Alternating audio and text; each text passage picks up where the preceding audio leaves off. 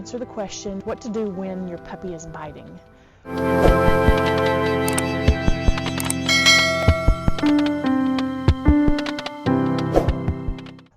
First, you just need to understand why your puppy is biting, because there are two causes of puppy bites. One is they naturally try to chew and play. So the best way to discourage that is, if you're actively playing with a puppy, number one, don't use your hands as toys.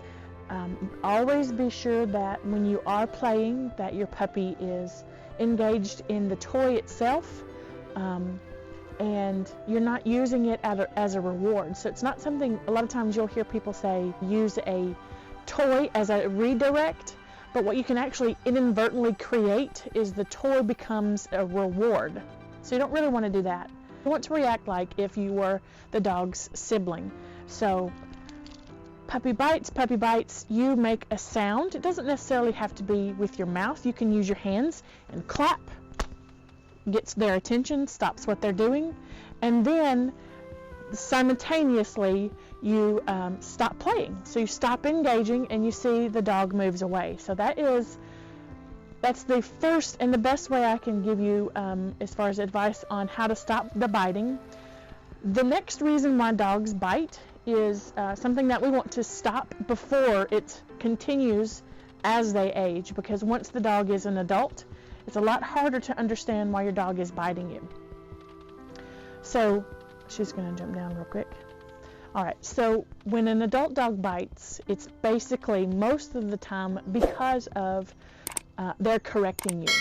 And the only way a dog can correct a person is obviously with their mouth. So we want to nip that in the bud really quick before it gets too far.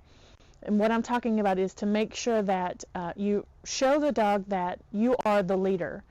Now, I'm sure you've heard that before. I'm sure you've heard people say in other videos or other things that you've seen that, you want to be your dog's master. And don't get too caught up on the word. You just want to be your dog's teacher. And if you're not your dog's teacher, well, then they take the role. So the best thing is to go ahead and start that now. Be their leader, be their teacher, and teach them that biting is not acceptable. Now, I'm not advocating for anything like physical punishment or anything like that. I'm just saying be your dog's teacher up front so that later on down the line, we're not, for example, a lot of people say that your dog is laying on the bed or laying on the couch and you come over to get them down and then they growl and snap at you. Well, that's what they're saying. The communication is that you are you're doing something that they don't want you to do, so they're going to correct you. And that's not the behavior that we're looking for. We want to sit down on the couch with the dog in the floor and then invite the dog up on the bed or on the couch.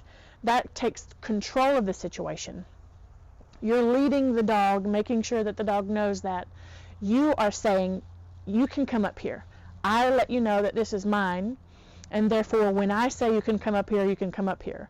Now, that's not to say that your dog can't get up on the couch on his own. That's not to say that you don't allow your dog in the bed. It's just we control the situation so later on we're not fixing a problem that may arise when they're adults. So, for example, here, come on, Fancy, come on, baby. We invite her up just like that, and that controls the situation. Now, if someone came over to pet her and she started to growl or something of that nature, you wouldn't stop the growling itself. The best thing to do is to put the dog on the ground. Come. So that we're going to invite her off.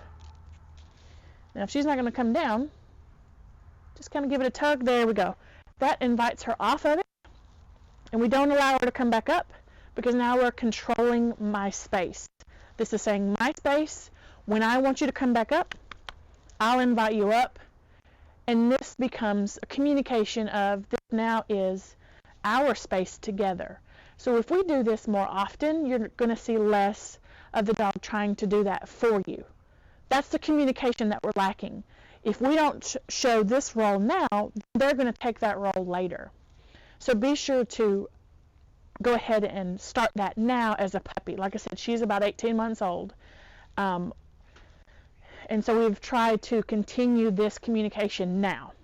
Even as she's 2, 3, 4, 5 years old, we want to continue to do that so it lets her know that we are in a relationship, right?